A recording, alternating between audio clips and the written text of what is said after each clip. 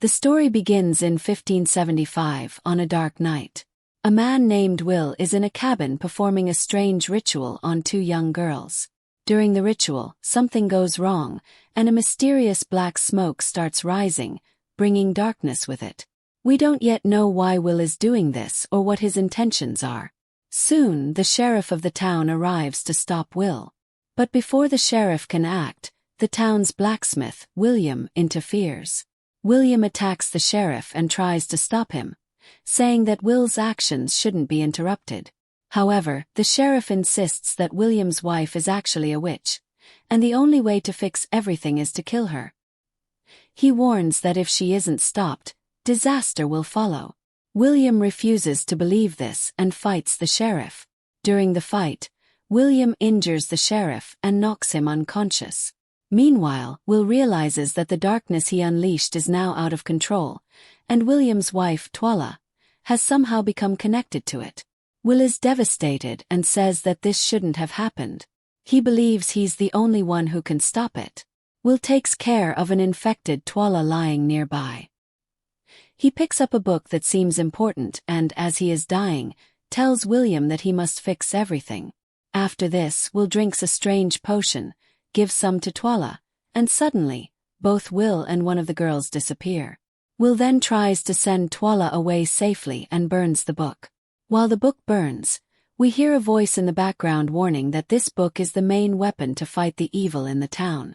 Without it, the evil will become unstoppable. But William had burned the book for a reason, one that we will soon understand. The scene shifts to 4 nights earlier, showing how it all started. We see Will in the town writing a letter to William, the blacksmith.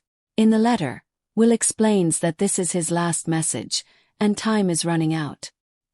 He warns William that if he fails, everything will come full circle, and William will have to take over. Will mentions that an ancient book holds all the answers. It contains details about those who have faced the evil before.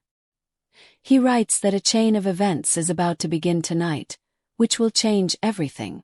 Will also warns that if the sheriff or the town interferes, things will go wrong. Later, a blood-soaked girl arrives, holding the severed heads of her parents in her hands. Will is horrified but not surprised. He already knew this was going to happen and had written about it in his letter. This marks the beginning of the chain of events. The girl suddenly starts screaming, and Will tries to stop her, but he is powerless against the evil taking over her. Scared, he runs away. A woman in the town sees the girl and also starts screaming. Meanwhile, Twala wakes up from a disturbing dream about the same girl. The next day, Twala tells her husband William about the girl who killed her parents. But Twala has a terrible feeling. She believes the girl isn't just a killer, there's something much darker happening. William insists that it's impossible for the girl to have killed her parents because they lived on the other side of the town. Meanwhile, the judge and sheriff of the town discuss the same girl, Johanna, who is accused of killing her parents. The sheriff had arrested Johanna, and the judge tells him to quickly complete the investigation so the trial can begin. These trials are the ones Will had mentioned in his letter. The judge explains that the town is trying to cleanse itself of evil and bring God's blessings by keeping wickedness away.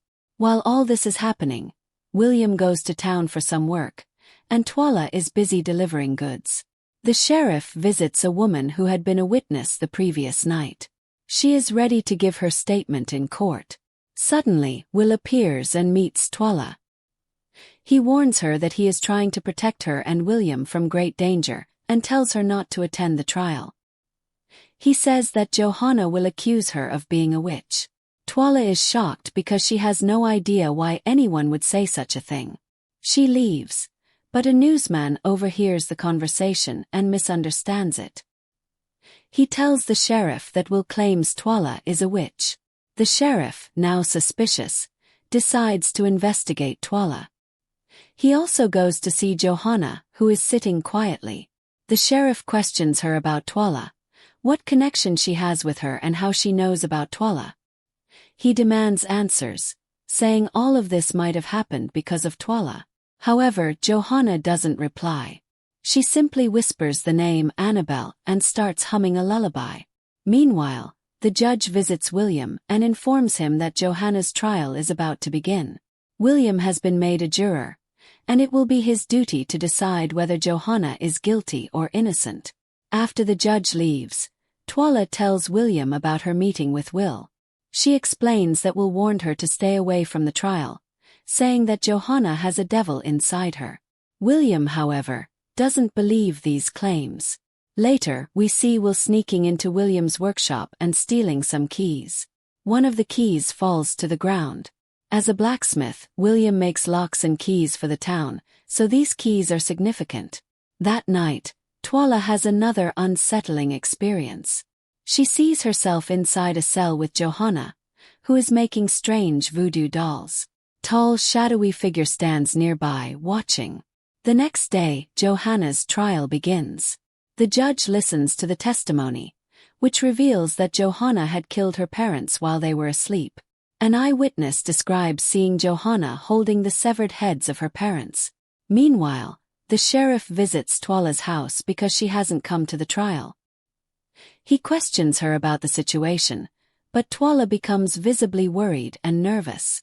The sheriff notices a key in Twala's hand, which turns out to be the same key that Will had dropped the night before. Realizing that the key belongs to one of his prison cells, the sheriff becomes suspicious and arrests Twala. He takes her to the trial.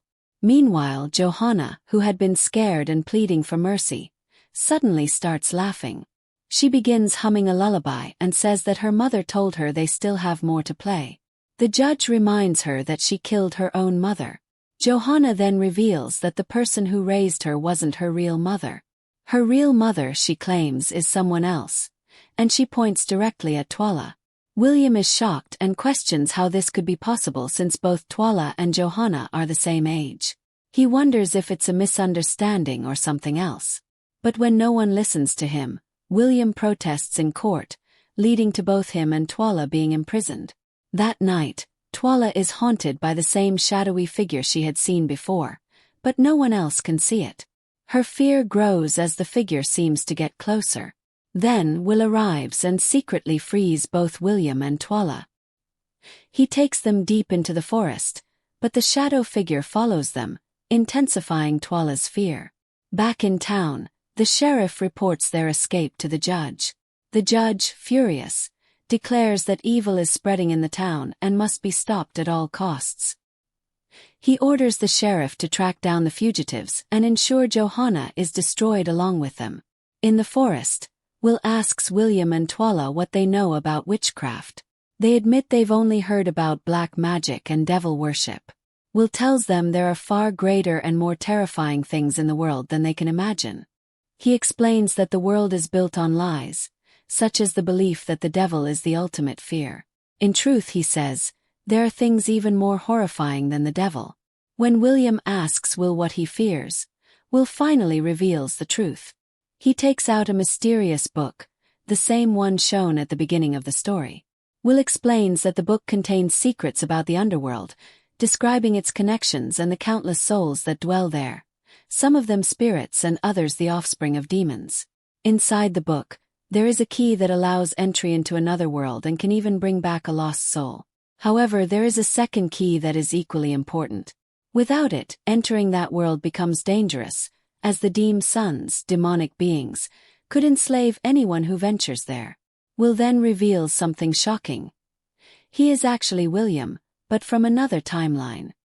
He explains that this is possible because of a potion he drank earlier in the story, the one we saw him consume at the beginning of the movie. By drinking this potion, a new life is created, a new timeline is formed, and a new world emerges. If William drinks it now, he will remain in this world, but another William will be created in a different timeline. Essentially, it's a time potion. Will explains that he has always known about the book, which is tied to the infinite fate of all Williams. In every timeline, there are Williams living in different worlds, some trying to survive, others failing. The book contains the methods each William has written to save themselves and their loved ones, including Twala, while ensuring the Deems cannot enter their worlds. Will shares how it all began. In his timeline, Twala was his wife, and she gave birth to a daughter named Annabelle. Everything was fine until Annabelle discovered the book. She learned much from it over time.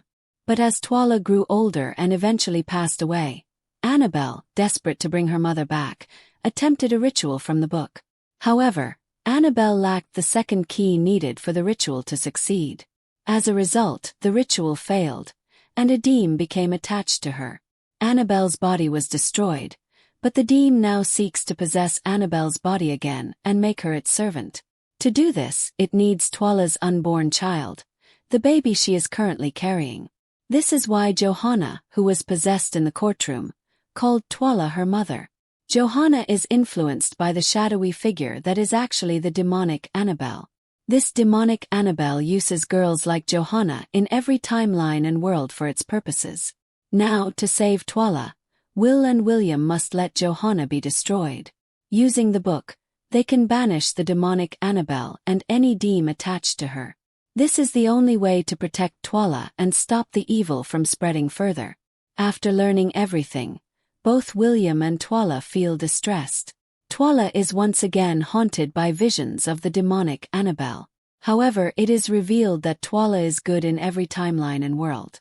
She pleads with Will to find another way because they cannot let an innocent person like Johanna die. After all, Johanna is not at fault for being possessed.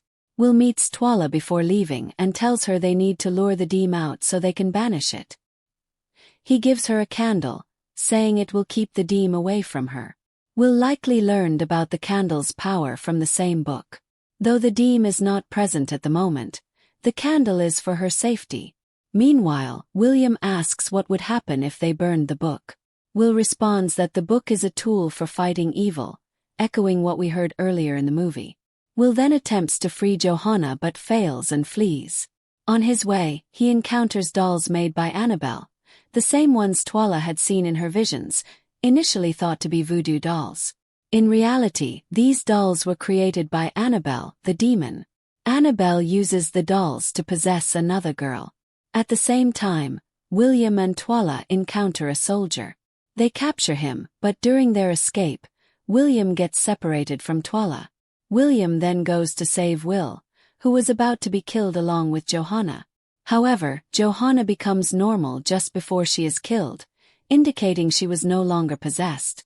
William manages to save Will, his alternate self.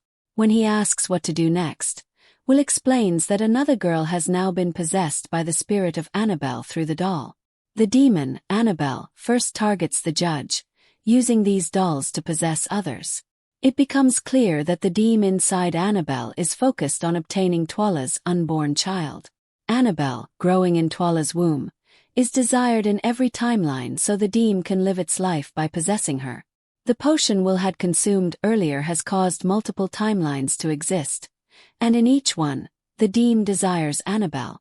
William stays in the forest with a possessed girl, while Twala is taken to a cottage.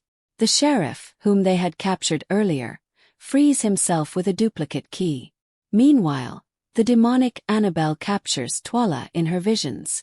By chance, Twala arrives at the cottage where Will begins an exorcism to banish the demon from the possessed girl. However, this exorcism scene mirrors the one shown at the beginning of the movie, where they failed.